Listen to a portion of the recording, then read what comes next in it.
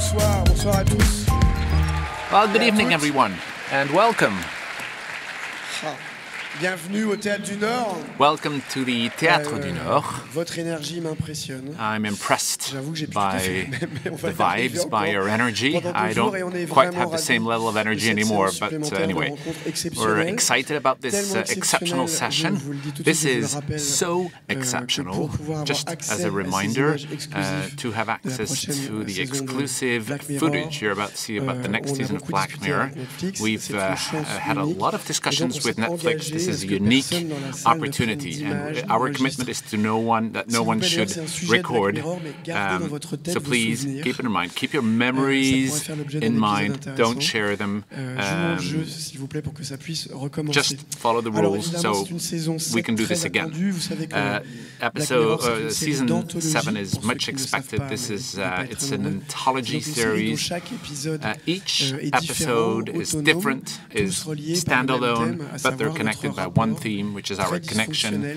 very passionnel dysfunctional et connection, parfois soumis passionate aux nouvelles technologies connection numériques. to C'est une digital série à la fois technologies. dystopique, mais aussi It's a souvent dystopic comique, un peu series, it's cruelle, funny, cruel, parfois romantique. sometimes romantic, Donc, on va and découvrir we're going to après discover de longues années, hein, parce que c'est de after 2011 à many maintenant, years, il y a eu un chemin. 2011 La technologie up to évolué. now, On a technology déjà has reçu changed. Charlie It's been a Brooker en long journey. 2019, We had Charlie ici Brooker à in Séries Mania, mais 2019 here at entre-temps, Series il y a quelque Mania, chose qui s'appelle l'IA qui est but arrivé. in the meantime, Je pense something qu'on new va popped up pouvoir, called en discuter. AI. Entre-temps We're aussi, going to la série a discuss gagné AI 9 probably. Emmys. C'est quand même The quelque series chose. won Et donc, sans plus tarder, 9 je vais Emmys. Without accueillir further celle ado, qui I'm va going to modérer cette welcome rencontre, our la moderator, formidable journaliste the Perrine great Kennesson. journalist On peut Perrine l'applaudir. Kennesson.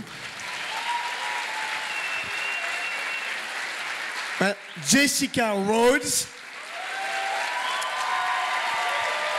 et Charlie Brooker.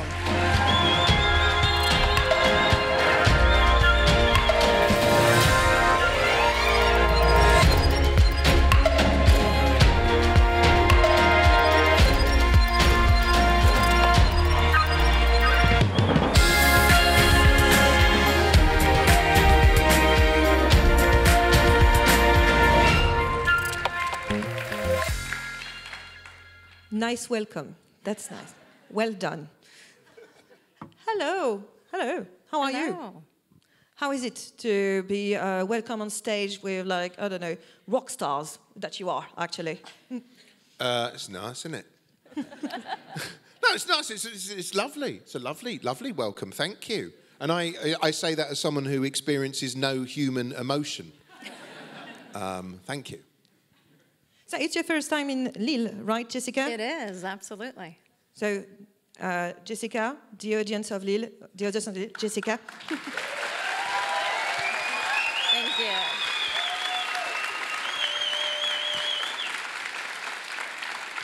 That's the minimum in Lille. It's better than even the champagne. See, it's as bubbly, actually. So I have a question for Charlie first, because as we approach season 7, it's really close. It's right around the corner, 10th of April, if you remember. Charlie, how do you look back on the first 6 seasons? How do you perceive the show's journey and the phenomenon it's become? It's been a weird journey, because we're now kind of almost a vintage show in today's world. But yeah, because the show started like 14 years ago, which is like 1,000 years really in terms of technology and in terms of TV. So it's been bizarre, because obviously when the show began in the UK on Channel 4, I couldn't have conceived of, well, I was frankly amazed we were allowed to make one episode, let alone like a season. Especially, I was amazed that we were allowed to start with that episode. And then so it wasn't occurring to me. I was just so grateful to sort of get away with doing that it didn't occur to me that we might be doing more, or that 14 years later it would be a show that people see around the world. Any of that is quite amazing. So it's really lovely to sort of come over here, and you've all seen it. It's sort of miraculous. It's weird. I couldn't have conceived of any of that, and it's just been it's been a fun.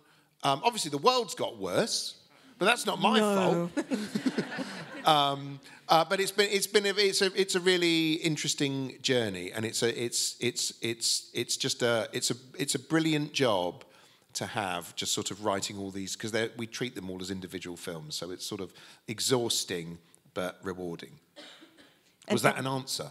That's an answer. Okay, yeah, good. That exactly. We did write questions, answer, and I will go on like that. Yeah, is it good with you? Perfect. Then good. I've nailed it. Nailed Okay, it. brilliant. Yeah, Perfect. definitely Okay, nailed great. it. And Jessica, because you've been producing Black Mirror since season 6. So how do you see the show as someone who went from watching it to be a key part of it?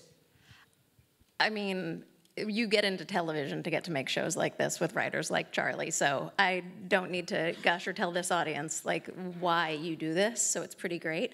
But no, I remember exactly where I was when Black Mirror came out. I was in the US and we had like a bootleg copy because it was fully...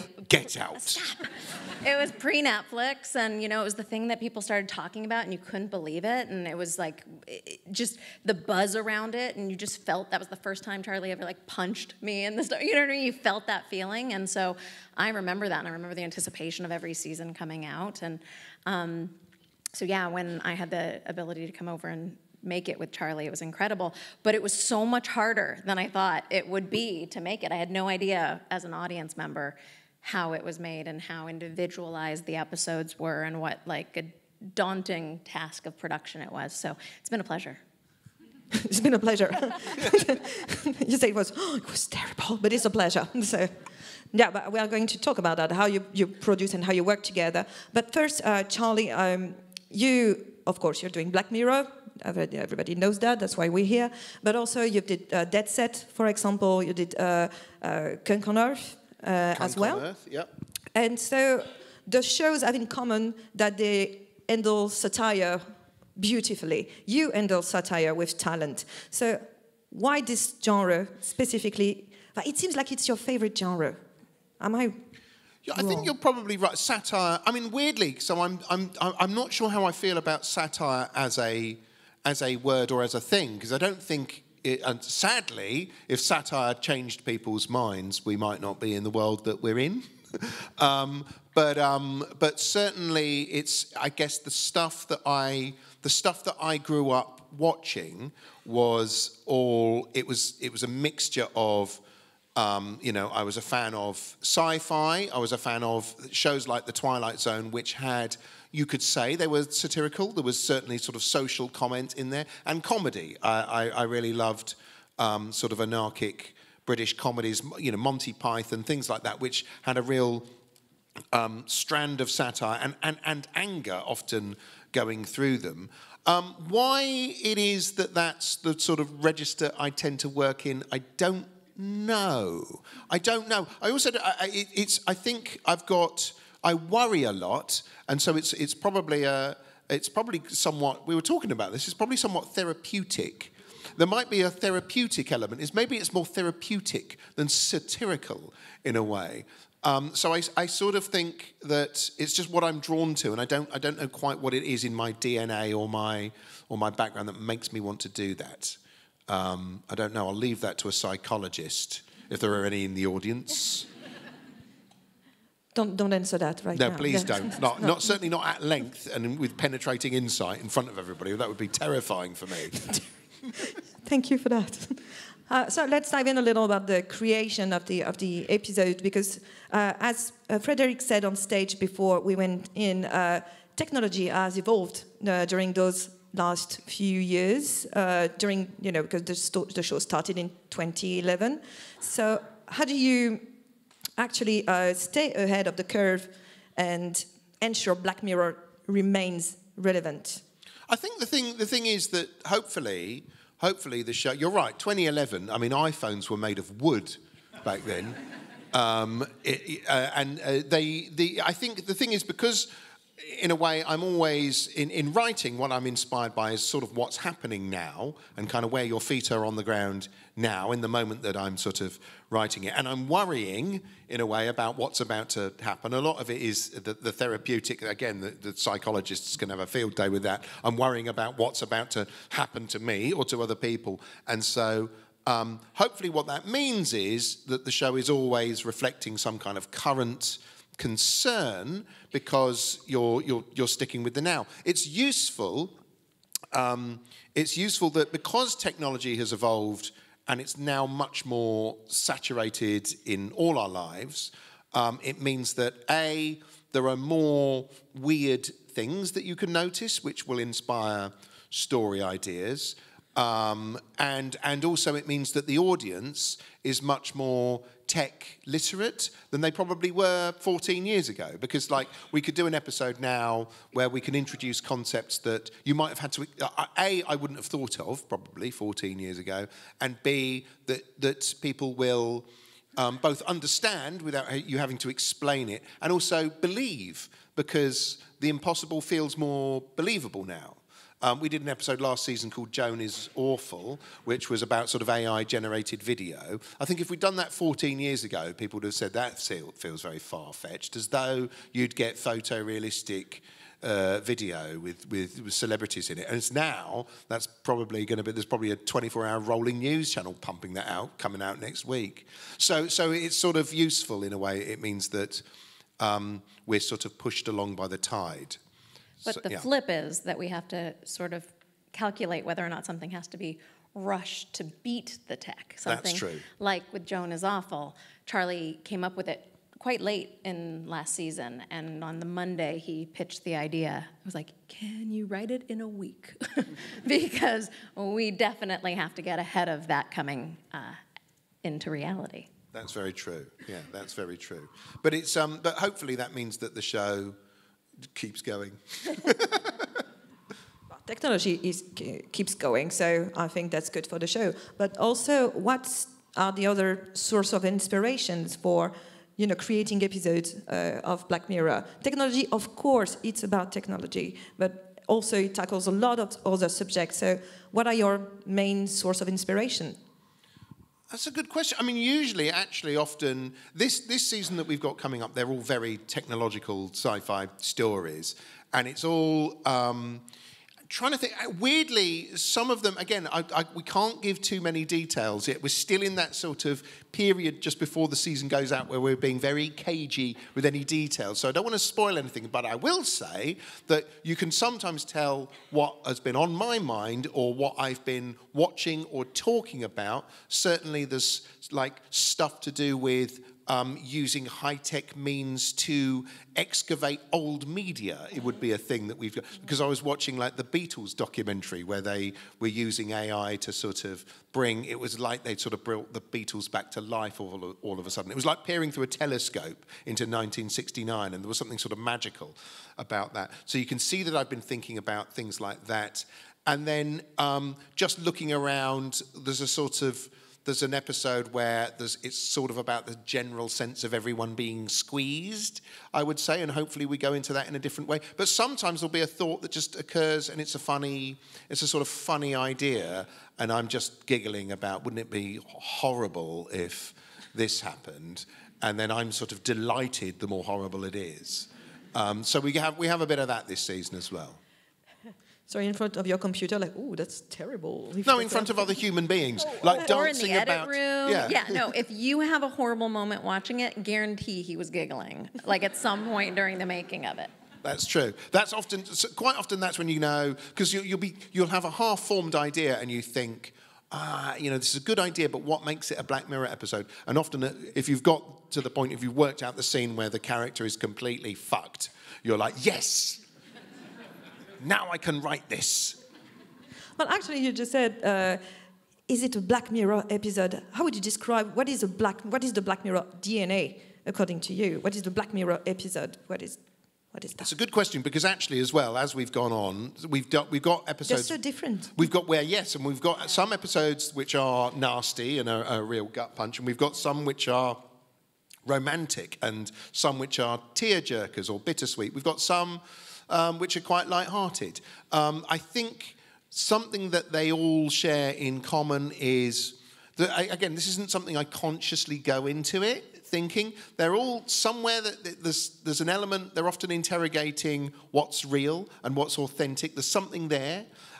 Whenever you get, sometimes a spooky moment, even if there's a sort of, so an episode like San Junipero, which is a very romantic and sort of positive episode, but there's something in the juxtaposition between them in sort of this virtual 1980s California and the fact that they're basically just discs spinning in a sort of server room. There's something about that, whatever that is, that's very Black Mirror to me. And both of you, how do you navigate the audience's expectations? Because since, it's very popular, everybody loves it. I think, do you love Black Mirror if you're here? I guess so, right? Yeah, thank you. Can I just point out, I did see someone go. I just saw someone, but I don't want to point fingers. And I do too. If not, it would be a very awkward situation right here. But so, how do you navigate audiences' expectations of the series? It's tricky because, as we know, because the episodes are, as the show has gone on, like, you need to introduce new flavours into the, because there's a weird thing where I appreciate that a fan of the show wants, quite often you get some people who just want the same thing again. You know what I mean? They want the same feeling they had the first time, and you can't kind of give them that because you'd just be replicating the same thing you did last time. So you need to sort of surprise people. Sometimes you're going to disappoint them in doing that. Also, the other thing is, as the more different types of episode we've done, it's interesting when people rank the episodes, you get people sort of ranking, these are my favourite, these are the best episodes of Black Mirror from best to shittest sort of thing. And no two people really seem to have the same list, basically. Or you could psychologically profile them, the psychologist out there, could psychologically profile them. So somebody who likes Lock Henry from season 6, or White Bear, or Shut Up and Dance, or the National Anthem, or something like that. They like sort of punk singles, and then you get people who like Hang the DJ or San Junipero, and those are sort of possibly more reassuring, lighter, different, but more emotional episodes. So the thing is, the problem is you're always going to sort of hopefully slightly confound people, hopefully in a good way, because really what the show should be, I think, is hopefully entertaining, different, and surprising. It's quite a needle to thread, or a thread to the needle to thread, not a thread to needle. Yeah. But there definitely is a moment, I think, a lot of times for us, it's like when I first read a script, I'm like, oh, that's a Black Mirror, like right away. But there was a couple that over the process, I was like, what makes this the only series on television that this episode could live in? And sometimes we find that, like, even in the first bits of development, or in the first, like, oftentimes, like, prep, when you're starting to shoot the episode and people have ideas or cast the episode. Sometimes it's the casting, honestly, that you're like, there it is. Okay, that's a Black Mirror. Then we are going to go deeper on that, but I think now we should see some images of the new season. I think we have a trailer first. It's just like an appetizer. A trailer first of season 7. Yeah, that's something.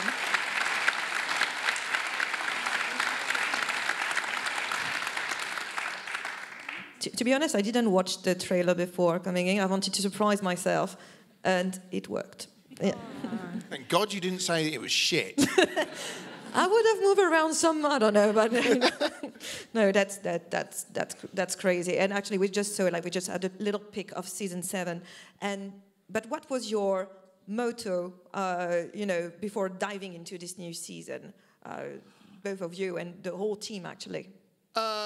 As a motto, as like almost a mission statement, or what were we thinking? What was the? Yeah. I guess there was did you tackle it? Definitely. I was sort of saying, or I think I want to do something that's very OG, original Black Mirror in a way. Last season I'd done a lot of, last season originally was a sort of horror season. It was going to be all could be called Red Mirror last season. And then because I thought of Joan is Awful, which wasn't a horror story. Listen, we couldn't wait. Couldn't win. We ruined it. So I put it out as a Black Mirror, and I know that some people felt like, oh, I'm slightly missed the technology. So I was like, oh, we'll shove technology down your throat this season. So there's a lot of, and again, but so some of it is in a way back to basics Black Mirror in many ways. So there's a lot of sort of, you saw in that, you see several episodes where there's people putting those little nubbins on the side of their heads and entering some kind of digital realm. But we've also got technologies that we have never explored before and some themes we've never explored before. So on the one hand, we're giving you something almost comfortingly familiar for Black Mirror, and on the other hand, we're slapping you around the face. Nice. That was our motto. It was. And everybody agrees with being slapped in the face, I see. So, but earlier we talked about the audience expectations, but how do you keep it fresh for you? Good question. For the audience, that's something, but you. It's weird. It's quite often. So usually, what is happening most of the time during seasons or in between seasons, I'm always walking around with some sort of, often like half ideas for stories that I'm sort of like dying to do in some way, and I'll keep returning to them and go, well, that idea with the thing and the, but I can't, and I'm looking for the moment that makes it a story. Quite often, what happens is two of those ideas actually collide together, and you end up with something. And when that happens, I get really excited about writing it. And then I start worrying that what if somebody else does a story that's just like this one? I remember thinking that about the very first episode. What if somebody else does a story like stupid? And so then I'm just excited to do it, because sometimes when you're in the right, you need to get through the first draft of something. You need some form of belief that you're going to sort of get to make the thing, and you need enthusiasm, which again is not necessarily my resting place, is it? Like, so I think it's just keeping it, making sure that we're exploring something possibly that we haven't done before, or saying something in a slightly different way, working in slightly different registers. That's what keeps it interesting for me. And also each time, because each episode is different, each episode is a challenge in its own way. So it's, as a production, it's never boring. Yeah, I mean, there's never a rut, but sure, you're just doing every single episode. It's so different, and I think it's really impossible. Even, this season we have quite a few, I think, when we pop a nubbin on someone's head, which, by the way, if you've ever seen a happy actor, it's when they find out they get to have a nubbin in Black Mirror. They're like, what? I get to put it on? But I think that really keeps you on your toes. But Charlie is writing while we're shooting. So we only had two, not only, they were the two biggest episodes, but we had only two scripts when we started the season. So we're prepping those, we're starting to shoot those while Charlie is writing. And so that process happens with post for 1.5 years. So there's really no way to slow down or get bored. Yeah, it's weird, because obviously on most shows, if you go into a season, you know at least who the characters are and what the setting is going to be by the time you get to the last episode. But we don't know if it could all be set inside a fridge or up a tree or something, for all you know, going into the season. So I forgot to say, that's the other thing that keeps it fresh, is terror. The pure terror of possibly failing at any given moment. But it seems to work. Hopefully. Yeah. And Jessica, how is... Because it seems, like you said earlier, every episode is like a little movie in itself. I say little, but I shouldn't say little. It's like movie sometimes, really movie, feature length, some of them. So it seems complex. So how do you, manage the production of, 6 movies for a season? Yes. Well, I mean, I would say also, because this is series, I would say I think of them as 6 pilots. Less than movies, even though everyone wants to say movies, and I'm fine with that emotionally.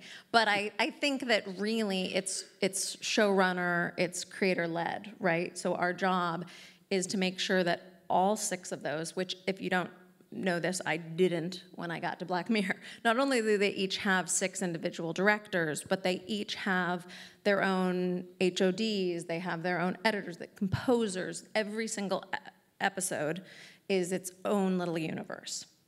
So that's really exciting, obviously, and I think that's what's so special about the show is that each of those episodes, while we have no favorites, they're fighting to be your favorite. You know, they all want to be, I think, like really make their mark, and it's so special, and they all have their own specific vision that hopefully manages to even elevate Charlie's script and make it, you know, really sing as an individual episode. But Charlie's vision is across all the episodes.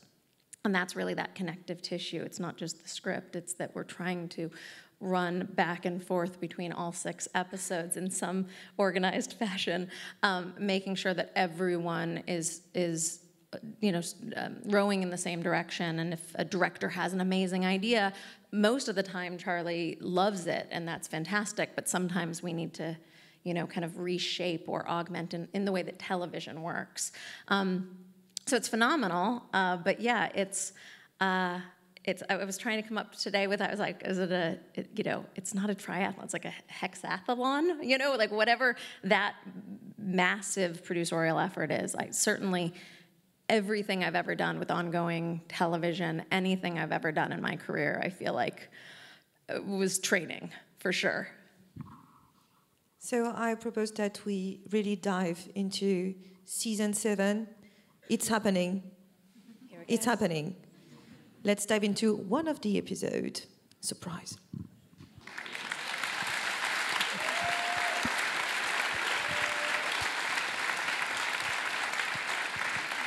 Watching that with an audience is very fun. Yeah, because you don't have the opportunity to watch it with an audience most of the time. Yeah. So yeah, and we definitely have this, you know, Black Mirror feeling at the end. Yeah, that's it's a very Black Mirror concept, obviously, that we're unveiling there in that episode. What could possibly go wrong? I don't know. It seems amazing. Which is a good point, because actually, generally speaking, in the show, the technology that we show always has to feel like it would be really useful and really that you'd want to use it in your real life. That would be amazing if that really worked. The subscription model, maybe not, but the principle behind the technology, amazing. That's always the case. Mainly in the broader, because I'm using this long extract that you just watched, actually, that's really amazing to have the opportunity to see. So yeah, no one's seen that yet. Very first. Yeah. Oh, yeah. See how gifted you are. Yeah. But can you discuss the process of balancing, you know, social commentary with, you know, compelling storytelling? Because here we see that it's about technology, but also health policy. So it's very, you know, that's how you do it, actually, really. I suppose the way I approach it is usually there's a core idea at the heart of an episode, which often is either an amazing or a nasty idea that will often it's making me laugh. I'm often thinking of something as a bit of a joke, and then when you sort of sit down and think about it, and you think, okay, well, what would actually happen if that actually happened? How might that play out? How might that be exploited? What could go wrong? What sort of clumsy thing could somebody do? What sort of selfish thing could somebody do? What weak human thing could somebody do? Then you end up quite quickly stumbling across, in a way, a social comment that maybe wasn't there at the start of the idea, but unfolds as you explore the story. I don't tend to sort of sit down generally and go, I must write a story about this issue. You're usually coming at it sort of sideways, and then you realise that's where you are. And you're kind of navigating a very fine line between, you know, a cautionary tale and also a really dystopian prediction. Can we say that when talking about Black Mirror? Oh, yeah, I think so. I mean, I don't see the show as... I'm not trying to sort of write cautionary tales in a way, although I guess I accidentally am. Although, if they are cautionary tales, they don't seem to be cautionary fucking enough, do they? Because otherwise we wouldn't be in this flipping world we're in. And sometimes you get things that we've done that then sort of people make sort of real-life versions of, effectively. But I guess it's... I don't know why it's just something that appeals to me. It's partly... I think it's because my background is in comedy in the UK, and I think often when you're writing comedy, what you do is you exaggerate and you extrapolate and you come to you come up with an extreme example of something, and I think that's why a lot of the ideas feel so dystopian, is because that's kind of that's the reductive end of a lot of these ideas. But that's what life's like, isn't it? You know, we have all these we invent smartphones. And they're amazing, and we could use them for communicating. But you could read the world's knowledge on that, or you could look at an AI-generated video of a dog shitting biscuits. Do you know what I mean? And you're probably going to do the latter.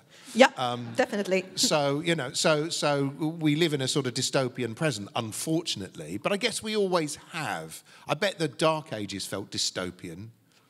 I read a book about London once, and there was a really interesting chapter that said it was just a chapter of extracts from people's diaries throughout the centuries, as people were saying, this is the end times, like back in like 1306 or something, and somebody's going, this is it, this is the end of the world, look at this awful place we live.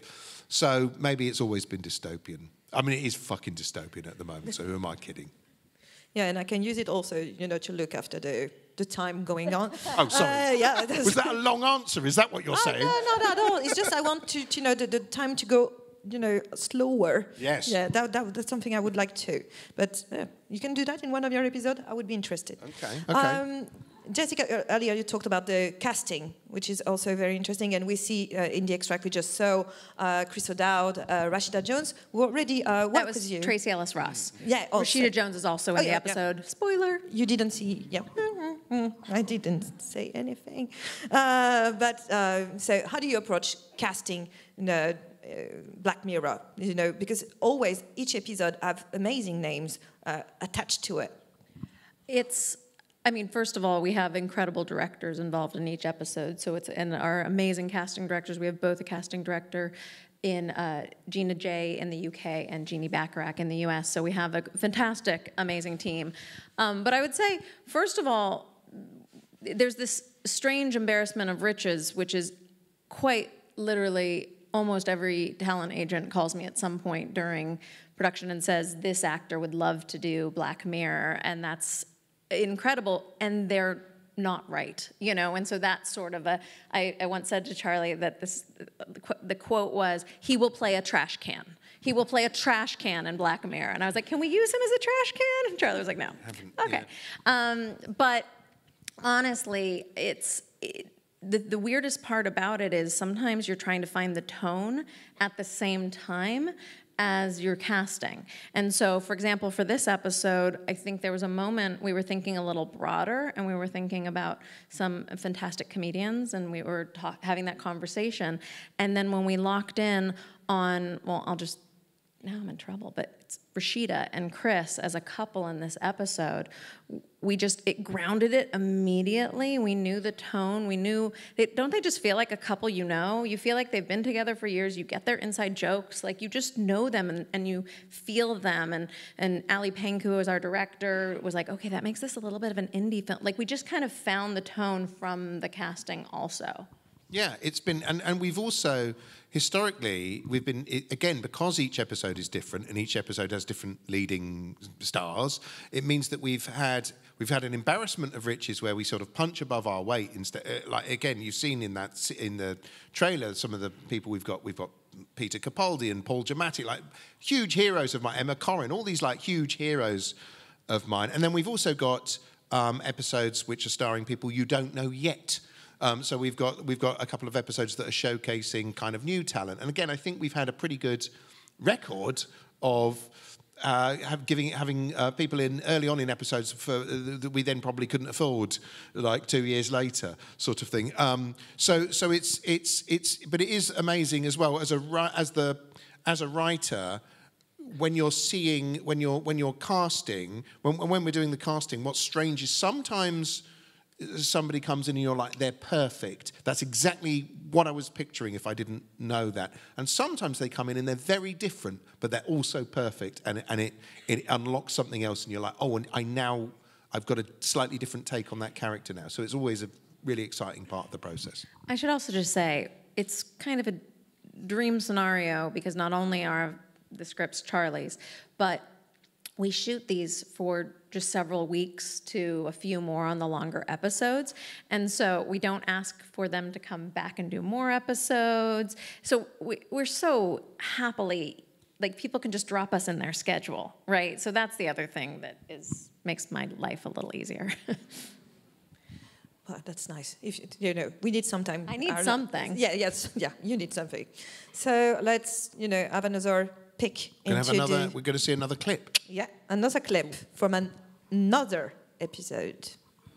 Not the same one.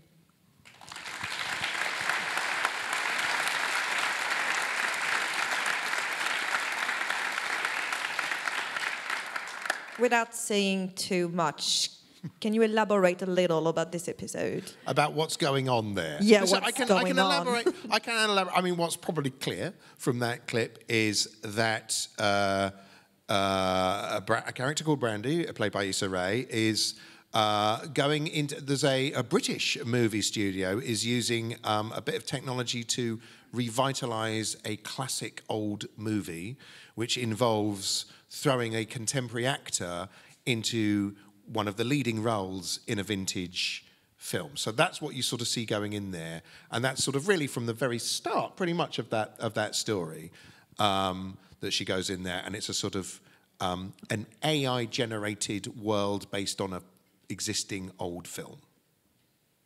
Understood. It stays between us. It'll make sense when you see it. Yeah, it makes sense when you see it, definitely. But in this episode, you, as you said, you tackle entertainment. Actually, you're talking about vintage movies. Earlier, you mentioned Johnny's a Fool. There was also, talking about AI and entertainment. How do you feel about, the place of technology with creation and entertainment? I think it's. I mean, it's. I'm pro technology generally, and I think I mentioned like the Beatles documentary, for instance, which was something. I think we're in an interesting period at the moment where there are new forms of entertainment, or there are new things we can do with technology that allow us to kind of revisit older forms of entertainment. There's also, I'm a big video games player, so that's a form of entertainment and technology, and the interface between those things is blurring all the time. So I find it really interesting, and I hope, my hope obviously is that we don't get to a point where the technology completely replaces the human. I don't think I think I can see that sort of AI and things like that are useful tools, potentially for an artist, in the same way that the tools in Photoshop are useful tools for a digital artist. But you still want a human, because art is basically a human communicating with a human. And if you remove one of the humans from the end of that pipe, what the fuck have you got?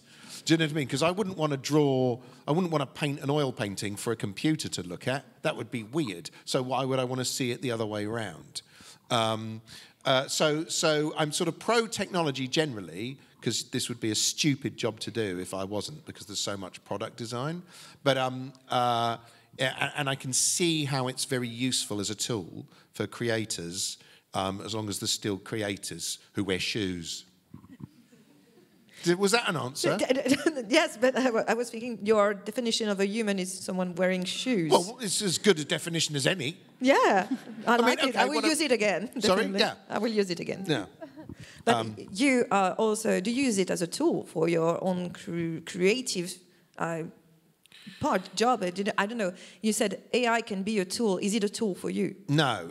Well, you can see that it's a tool, because I just don't think... I mean, when I said this before, like last season, when we did Joan is Awful, we finished shooting it just before like ChatGPT came out and things like that. And of course, the first thing I did when I saw ChatGPT was type in like, go on, tell me a Black Mirror idea. And it came out with something, it starts writing it in, and it looked really plausible. And certainly I've probably read worse pitches, sort of thing. But then you realise, oh, this is very derivative. And it's just sort of feeding back to me what it thinks I want. And that's not, but then I suppose that's a process where I'm sitting back saying, you do all the work, mate. You do it for me. Go on, press a button. I can see that there would be, as an analytical tool, I can see a use there. But again, I think we've just got to be careful that we make sure that there's I would say this, obviously, because I don't want to just be replaced by a flipping computer.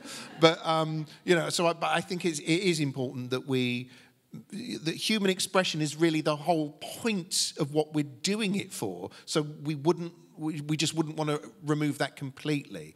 I'm not against people using technology to tell stories. You'd have to be like, TV is technology. All of it is. The printing press is technology. The microphone is technology. I mean, my vocal cords aren't technology, but it's just as long as we retain I think we all want a human footing, though, don't we? I mean, I think we would still want messy people involved in our art. I never call it art, but I did because I'm in France. Yes, you can. I think it's mandatory in France that you have to call it art. Art. But because it is. It sounds so much better when you say it. Ah. Yeah. See? No. Sounds great. But the both of you, did your vision or your feeling about technology changed because of working on Black Mirror? Did it evolve while working on Black Mirror? Did it change your perspective on that? Or you are still the same as when you started? I think my perspective changed a little just being around Charlie. Because I'm... Well, you worry about it more. I mean, we do talk about making the series sort of like is therapy or metabolizes all your bad feeling about it, and you can kind of be a little lighter the next day. But in general, I'm always like, I'm pretty innocent. Like, what is it really listening to? What is it doing? I'm fine. And then Charlie, Mr. Catastrophist, can go to like 14 and be like, here's all the things wrong with what just happened. And I'm like, shoot. So there's a bit of that. Yeah, I suppose, I don't know that my attitude to technology has changed, but I used to be a video games journalist. It was one of my earliest jobs. And so I've always actually been pro-technology, even though I can understand why somebody might watch the show and think it's written by the Unabomber in a wooden cabin somewhere as a manifesto and a warning to everyone. Whereas actually I get really excited over like the interfaces and the gizmos we're using in it. So it hasn't really changed my viewpoint. I suppose it's just there's new ways. The technology is always neutral in our stories and probably in the real world. It's just that there are more... We've developed even more like efficient ways of fucking ourselves up as creatures, or misleading ourselves, or just dividing ourselves, or whatever. That's depressing, but that's not the show, I suppose, altering my opinion of it. I suppose I have to think about it all the time because I'm doing this show. So maybe, I don't know, maybe if I hadn't been doing this show, I'd be a farmer or something, just sitting around looking at ducks and throwing hay around. What farmers do? Yeah, that's what farmers do. They look at ducks, they throw hay around, they milk cows. Don't they? Also, they also do that. They do that. They protest. Yes. They do that a lot. They do. And they're right about it. But yeah, they do. But yeah, it seems like I would have loved to see you as a farmer, as you described it. Or do you know what? That is my dystopian nightmare. Me as a farmer, that's a bigger nightmare than anything in this show. I'd be hopeless. I grew up in the countryside, but I'm not. I panic at that. If I get a bit of mud on me, I'm like, ugh. Dirty. So I think it's time for our last clip of season 7. Be ready. Maybe there are some faces you may recognize.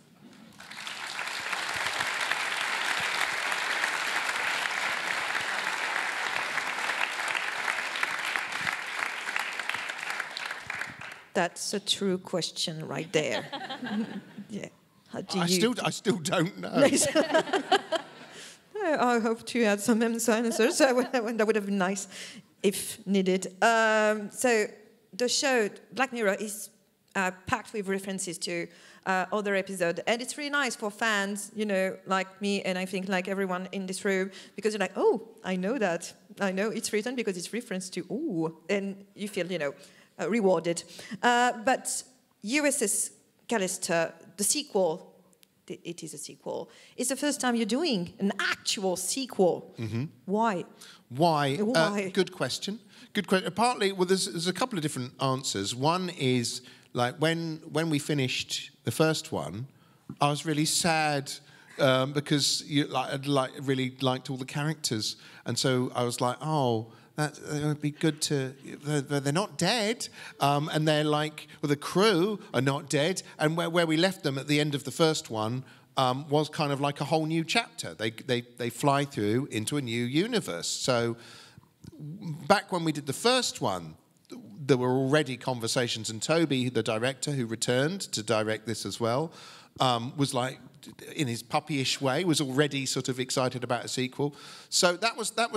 It was that really. It was that there was still like a really exciting new story that we could tell, and the fact that we could go back and we got to spend more time with the characters. All of that, and also partly in a bloody-minded way, the fact that like anthology shows like ours don't usually do sequels. It's one of those things. Every time we're doing a season, we're like, what haven't we done yet? Well, we haven't done a sequel. Fuck it. Let's do it. Let's do it. So that's partly why. And it's been really fun. It's been really, really fun. And again, you don't need to have seen the first one to enjoy it. I'd rather you did. I'd rather you did, and you go back and you press play and you watch it, and then if you hit the thumbs up, there's a double thumbs up icon on Netflix. Apparently that really affects the algorithm, so please hit the double thumbs up button. It's actually a very important metric. So it's been really fun to do, where you get to expand that world and spend more time with those characters. And it goes to surprising places. And if I'm not mistaken, the first USS Callister was in season 4? Correct. I have my degree in Black Mirror. So, yeah, okay. And was it hard to... how did it go with the cast, you know, the crew? Because they were there... when was the season 4? We don't have to do the math. Yeah. Okay, yeah, thank you. Sometime ago. So was it hard to convince them to come back and to reunite them because they have their own careers? How was it? Or maybe you're like, yeah, we're so happy to see each other. Well, they were so happy to see each other, and it was so much fun having them walk onto that bridge. It was just a scheduling nightmare because they're all so incredibly successful and they're all doing so much fantastic stuff. And so it was honestly just a bit of a like pretzel trying to make it work, but everyone was so keen and excited to come back. Again, without saying too much about what's coming, because it's really now around the corner, guys, really soon. What can you say to the audience? What can they expect of this season 7? What do you want them to, I don't know, stay with? Overall, for the whole season? Yeah, the whole season, not specific episode. Oh, it's interesting because we've got some in sort of classic Black Mirror stuff. We've got we've definitely got, for instance, we've got an episode that got described internally early on as, oh wow, that's like distilled essence of Black Mirror, like that. So we've got a couple of which are like just sort of gut punches like that. We've got quite a lot of emotion. I would say we've got there's some emotional episodes. I'm being very vague. Couple of romps and some more familiar faces as well than you'll see just in that episode. We've got a couple of like characters who pop up in other episodes. We've got there's a lot of stuff about sort of AI, video games, virtual worlds, all of that, but hopefully a lot of fun and weirdness too. Is that a fair summary? What would you add to that? I honestly think, if you're okay with me saying that, there's also a reflective nature to this season. That's because I've got older. I didn't say it. But it's definitely, it feels like it continues to grow and evolve each season, which is really fun. Thank you to the both of you. No, Thank you. No, it's not done. You're not done. No. But I'm done. I'm looking at you. So maybe we can have some light into the room to see you. Oh, wow. Now we applaud you. It goes further than I thought. Oh.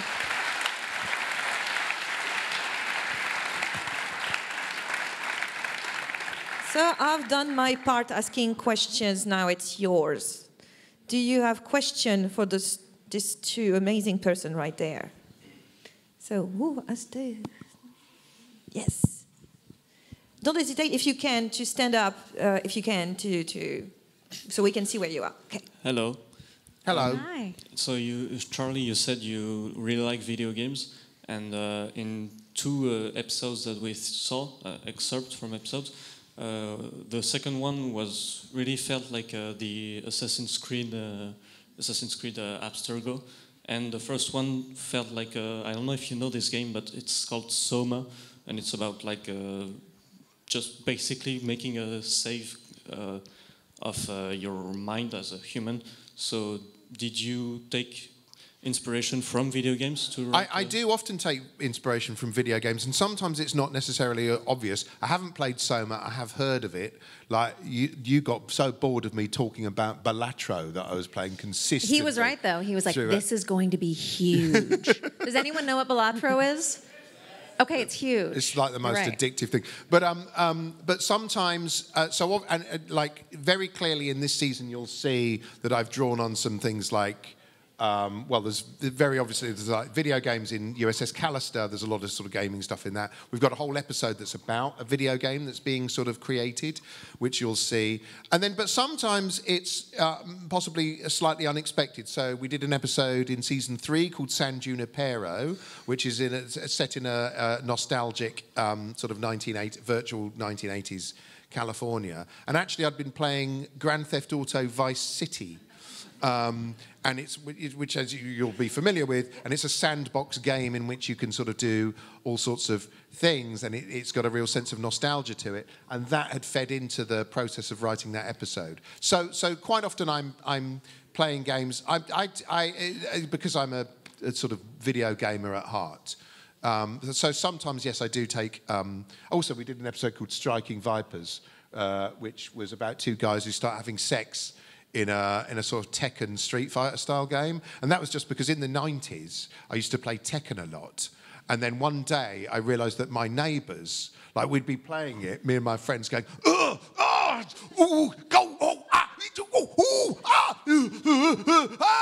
and I thought, oh, my neighbours think I'm running a sex dungeon. And that actually became the inspiration for that episode. So the answer is yes. In short, yes. But thank you very much. And if you have question in French, you can. I will do my best to translate it. So don't worry. You can say the question in any language, actually French or English. Thank you. Okay, I'm gonna try in English, but can you stand up a little bit so we can see? Sure. Yeah. Don't worry, it's not. It's not terrifying at all. Okay, Yeah. no, not at all. No, I feel great. Hi, thank you so much for being here. I was wondering a few things. I was wondering if you wrote with a room with writers, or because you mentioned several times that he's creating the episode by himself, it seems. I'm gonna just do them all. I was wondering also if you sometimes worked with researchers, because obviously the show is so acute and so precise, and so I wonder if you work sometimes with like not even only technology but social science, political science researchers, just to spark the ideas. I can certainly answer so in terms of research, no. we're going to sound really good here. No. I don't tend to. Partly because I think that weirdly sometimes, weirdly, if you're doing something and it's involving like a storyline where there's police involved, you'll quite often talk to a police expert who'll say, "Oh, we wouldn't do that. You would do that." When it comes to technology, I don't tend to. Again, probably because where the stories come from, I'm not. Even though I do keep up with technology, I'm not like going through the tech pages and wanting to know about the ins and outs and the intricacies of that. I'm more interested in the story, and an expert would probably explain to me why what I've written is bullshit and wouldn't happen. So I sort of don't tend to do that. In terms of writers' rooms, we sort of did on Callister, but other than that, we don't. And that's partly, however, some of the episodes, like we've got a couple of the episodes this season are co-written. So like I do work with other writers. I just don't have, we don't have a sort of writer's room where we sit around and plot out the season. Which is odd because I've done that when I do like this show with Diane Morgan, like who plays a character called Philomena Cunk, and that's a writer's room. There's like a bunch of us just coming up with jokes. Don't tend to do that on Black Mirror, and I don't know why that is. I think it's because I'm walking around ambiently worrying about the stories all the time. No, I think that's right. It and is also, weird. It is weird, but also you're a very fast writer, and I think once you've cracked it, you sort of want people to go away so you can put your head down. That makes me sound like not so much fast as antisocial. I've got a lot going on. But there have been, like, and that was all honestly new for me too, working with Charlie. I kind of couldn't believe it. But he's open and he's very excited about new writers and exciting points of view. And for example, this season, there's a lovely writer named Ella Rhoades, who I had read her play called The Phlebotomist, and it has a bit of a San Junipero almost, and I was like, oh, I think this is an episode, and I gave it to Charlie, and he very quickly was like, oh, it's great, here's why it's not an episode, but she's really great, and we should sit down with her, and the two of them talking came to an episode that we have, and so they collaborated. So which in a way is like a writer's room, isn't it? It's I think that it's also a very, what was it, like, you'd get together for sessions a little sporadically and then kind of go off to write. So I think that's the closest thing this season. That is the closest thing, yeah. Maybe we should run a writer's room at some point. It's just like be a thing to do. Then I'd get out of the house more. We've got a really lovely room with a lovely table. Now we have a writer's room. We're going to use it. Can I finish my question? Oh, I thought you had finished your question. Sorry. I'm just gonna go ask my just one last one. It's just that when we watch the show, I feel kind of like you're sort of making fun of us as humanity sort of failing at evolving. Trying so many pathetic things to transcend our limitations. And it also makes me feel like you do own some truth then of how we should do it, actually. And I wonder if sometimes you're tempted to distill and to get like didactics or. No, if I was I'm as fallible and stupid as anyone. I have unfortunately have no secret of life or I find it that's slightly why I'm sometimes slightly uncomfortable with the.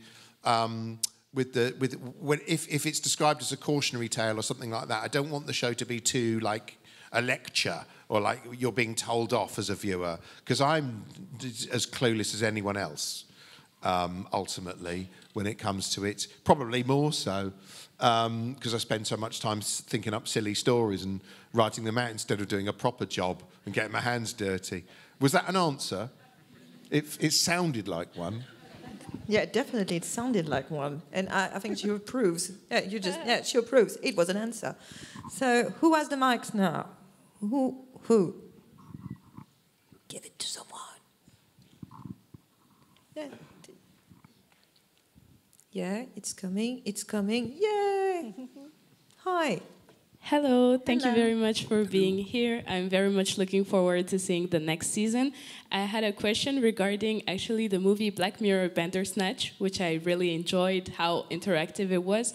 And I was wondering if in the near future you were planning to maybe have a different narrative approach such as the movie.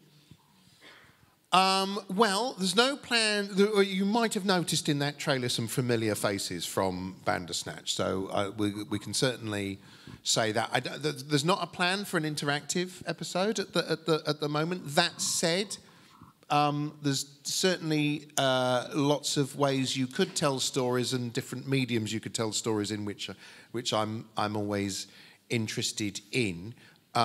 So that's me picking my words very carefully. Not maybe in that form. Was that was an evasive answer. But that's very well done, you know. Woo. Who? Here. Can you stand up or not? Yeah. Yeah. Cool. Bonjour à vous et merci d'être présent avec nous ce soir. J'ai une question par rapport à vous deux et vos deux métiers. Est-ce que du coup la production influence beaucoup la créativité autour de cette série? So he say hello and he's really happy to see you.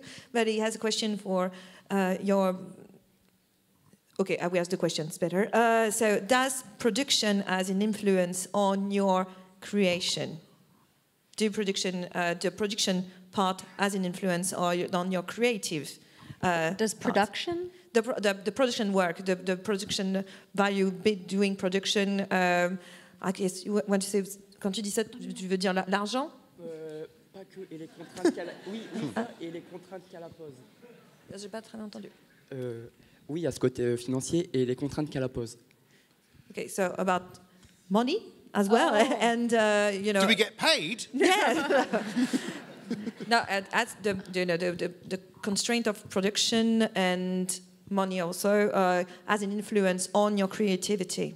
Oh. Well, in a way, but maybe not. So obviously, when you're going into the season, we'll sort of plan a little bit, as in, right, we know we're doing a sequel to USS Callister. There's going to be a lot of visual effects in it. It's sort of feature length.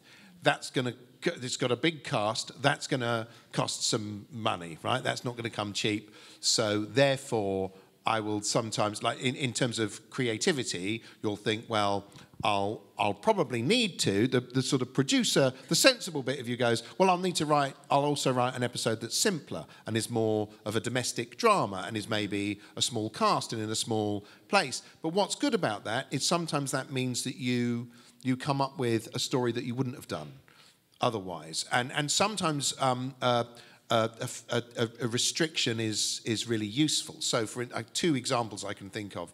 One was we did an episode in season 2 called Be Right Back, which is just basically two people in a house. And I wrote that because I thought, I'm going to save us some money.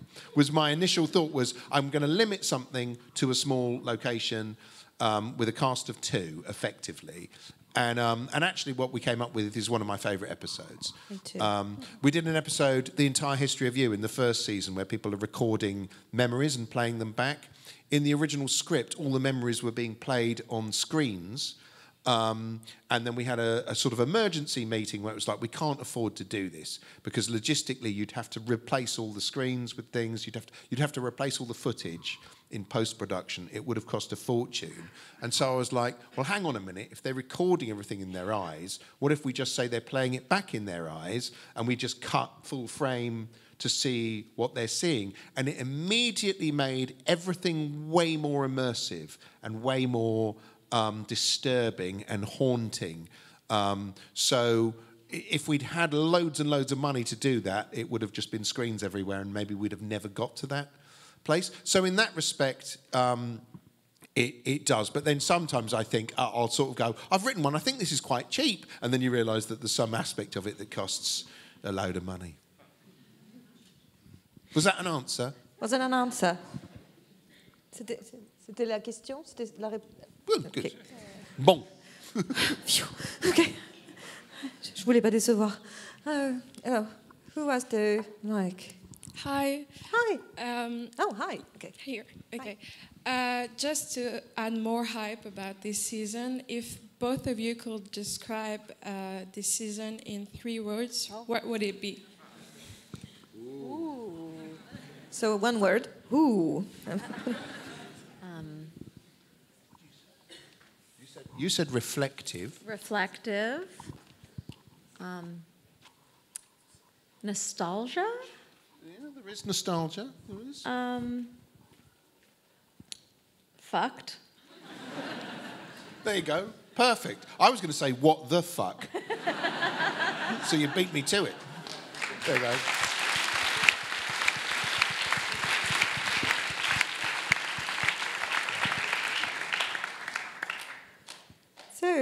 So I think it answers your question. Yes. That was the best answer. Oh yeah. Who has the? Oh. Hello. Hello. Oh wow. Hello. Bonsoir. Je vais l'attendre en français et pas en anglais, moi. Ok, je vais tenter de faire bien. Ça marche. Est-ce que vous avez été déjà approché par des sociétés de la nouvelle technologie pour mettre en fabrication réelle certains systèmes de la série? Okay. Something funny about technology. And series. So, have you been approached by big tech companies to make some of your inventions in Black Mirror real? That's a good question. You know what happens instead is they just go ahead and fucking make it. Like, so I mentioned Be Right Back. Be Right Back, an episode in which Hayley Atwell's character uses, like, basically has a sort of AI chatbot version of her deceased partner. That's now a sort of product that someone's done. So they didn't ask our permission. Sadly, what we should start doing is having the words copyright, whatever, appearing on the screen constantly. So no, not really. Not really. Again, most of the time, I don't know that our show would be the best advertisement for any technologies they wanted to launch, because we tend to often come out with, basically, we're a televised list of problems. So, you know, they're trying to make some dinosaurs, and there is Jurassic Park, who already warned us. So, you know, they never listen. Who was the microphone? Oh, yes, let's go. Yes. Hi. Hi. Thank you very much for being here at Lille and well, everything you said. I wanted to ask you a question about narratives and stories. You mentioned you were thinking about some the present and some worries about the future to write. So I was curious to ask you your opinion about catharsis and what's the is the show aimed to appease something or to let go of something, or is it just more something of a game? It's probably more complex than that, and I'm very curious to know what you're thinking. It's probably therapy. I'm probably writing cathartic. I think certainly that's another thing that we always think makes it a Black Mirror episode, is when there's a point where someone's pretty broken or there's something cathartic happening. Am I along the right lines of what your question was there? That I think certainly in coming up with the stories, I'm not just, when I say I worry out, I'm looking at what's happening in the world and worrying about it. I'm not just sort of doing that. I guess I'm amusing myself by, and possibly a psychologist would say, trying to control a threat by sort of writing it out and thinking about it and turning it into a piece of entertainment that I'm in some control of. God, that got very... what if I start crying? Did I understand the question correctly? Was that?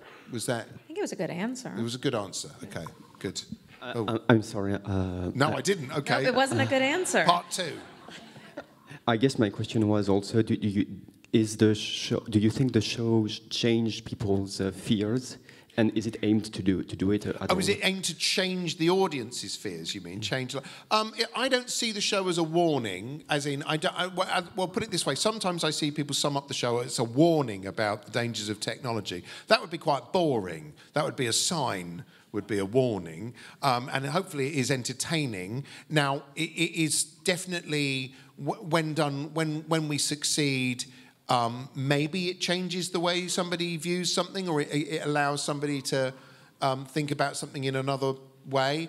I suppose also I have to bear in mind that not everyone worries about everything as much as I do. So maybe actually it does alter people in that way. I think people do worry as much as you do. You just worry better and bigger. You're like a bigger worrier. So who has the microphone now? Oh, right down the front. Bonjour, je vais essayer... Devant, là. Oh, là, pardon. Juste devant. Vraiment devant, ok. Ouais, devant. Je vais essayer en français parce que là, sur le coup, un peu fatigué. Je vais faire mon mieux. Ah, voilà. J'avais une question, justement, on parlait tout à l'heure de la partie du côté interactif. Donc, je revenais sur Bandersnatch, qui quand même date d'avant Covid, 2018. Juste un petit... maintenant, après quelques années, sur ce contenu interactif qui était tout nouveau à l'époque, voir un peu l'aspect qu'ils ont autour de ce projet-là. Et également une deuxième question. Juste je vais déjà aller sur celle-là. Ok. Parce que voilà, c'est la mémoire qui marche plus. I'm looking forward to this question because this is an amazing outfit. Yeah, I don't think you can all see him, but yeah, amazing. Yeah. I want to know more. So it was talking about Bandersnatch, and it was pre-COVID. It was in 2018. Yeah. How do you look back at this episode? Because of course of the technology as well, the way you played with the interactivity. So how do you look now, few years later? How do you look back at it? With pride. I think we did. It was pioneering in that it was something that Netflix had come to us and said, we've got this interactive technology, would you like to write an episode? Would you like to write an interactive episode? And I said no, because when I was a video games reviewer in the 1990s, it was when CD-ROMs were new, and there were suddenly lots of sort of games with video in, and most of them were shit. And I was like, I don't want to do that. But then, annoyingly, I went away and had an idea, and then had to go back and go, okay. And then, so it was really fun and exciting because it was, I had to learn this like simple sort of like twine, this programming sort of language to write. I think writing scripts is like coding anyway, because you're sort of writing in a code. It's a technical document as well as a sort of piece of art. I said that because I'm in front. It's a technical document that's an instruction manual for everyone on the show. So it was a fun experiment, and I was really pleased with how it came out. I'd have made it even more video gamey if I could. I wanted it to unlock achievements and things like that, and have hidden endings. It does have hidden endings, but no, it was fun. It was fun, okay. And well done on the outfit. C'était quoi la deuxième question? Là, c'est plus personnel, dans le sens plutôt large de Séries Mania. Déjà, est-ce qu'ils aiment Séries Mania? Okay. Et une proposition. Oula, oui. Une proposition, s'ils aiment vraiment Séries Mania, la bande promo de l'année prochaine avec Laurence Asberg, ça pourrait être pas mal de faire avec en mode. Oui, je sais pas si. Ouais. So, the dramatic tension here. I don't know what you just said. Yeah. So the first question is, Series Mania. How do you like Series Mania? It's more of a personal issue with, Series Mania and you. So how do you feel about Series Mania? Pretty good. Pretty good. Which is good, very good, because I never feel good about anything. So I feel great. It's always nice to be in France. And the second one, do you know there is a promo reel of the festival, like an ad of the festival, I would say. It's like a little clip. And would it be nice to have, for next year, this ad for the festival made in the Black Mirror ways? Or would you be interested to... That's that? Would you be interested to... I don't know, you'd have to speak to my agent. Yeah, best answer. So we see with the agent, I think, and Laurence Herzberg. We'll see with both of them. So do we have like a last question? I'm sorry. No? Okay. No, we can have a last question.